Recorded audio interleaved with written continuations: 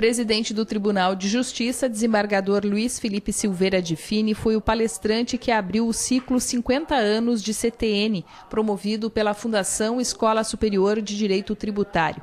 O evento comemorou o meio século do Código Tributário Nacional. Dentre os temas, o presidente falou sobre o não avanço da reforma tributária no país e, mais recente, a PEC 241. A ação tributária se chamava por curso de Ciências Contábeis da Universidade de São Paulo.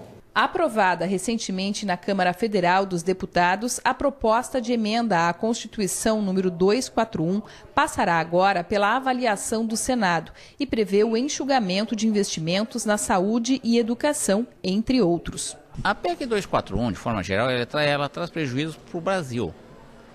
Algo que durante 20 anos limita o crescimento dos orçamentos apenas à inflação só permite a manutenção dos serviços públicos ou nem isso.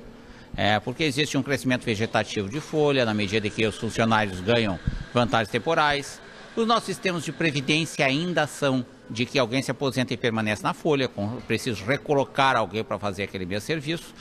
Então ela impede a simples manutenção dos serviços. Quando as necessidades de uma sociedade crescente, o número de habitantes do país vai aumentar em 20 anos, demandaria uma ampliação desses serviços.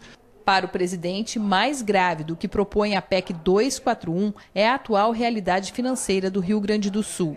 No ponto de vista estadual, o fato é que o que vem sendo feito nos orçamentos do Estado é bem pior do que a PEC 241, que a PEC 241 permite que a correção dos orçamentos seja feita pela inflação.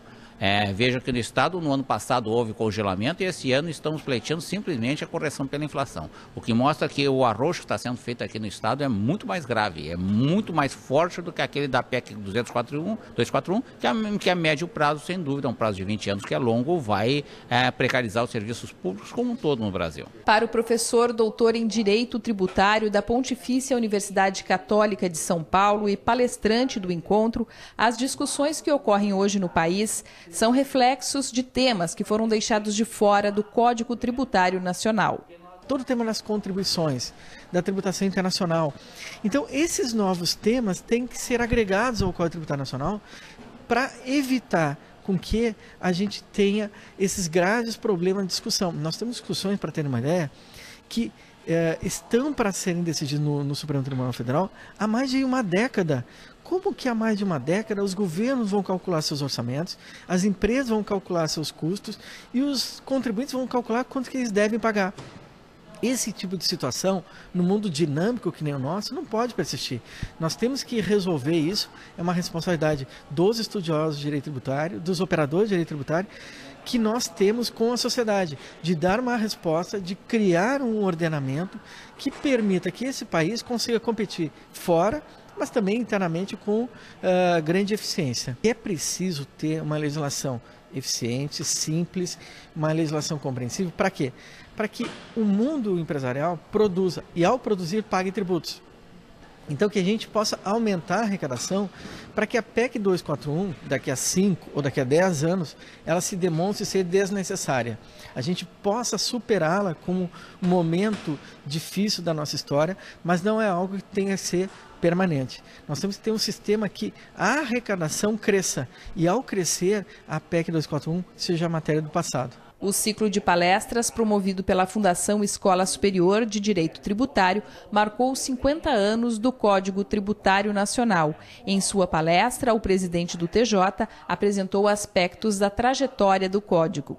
O CTN foi um marco importante no direito tributário brasileiro, ele agora está completando 50 anos, e até um código que chega aos 50 anos mostra que foi uma obra de fôlego. Foi um dos pontos de elaboração do nosso direito tributário, foi que pegou uma doutrina ainda muito incipiente e de alguma forma consolidou essa doutrina e estimulou os estudos a respeito do direito tributário brasileiro. A reforma tributária de 65 e o surgimento do CTN em 66 foram, na época, momentos muito importantes do desenvolvimento do nosso direito tributário. Claro que passados 50 anos, a realidade mudou, o estágio da doutrina mudou, as sociedades mudaram, as formas de tributação mudaram, mas até hoje os propósitos de reforma tributária são sempre falados, mas nunca chegaram a um termo, uma conclusão, porque nunca houve muito interesse de determinados atores políticos, especialmente o governo federal, que tem hoje uma posição bastante confortável na medida em que pega a maior parte dos tributos, enquanto que deixa as responsabilidades cada vez mais crescentes com os estados e com os municípios.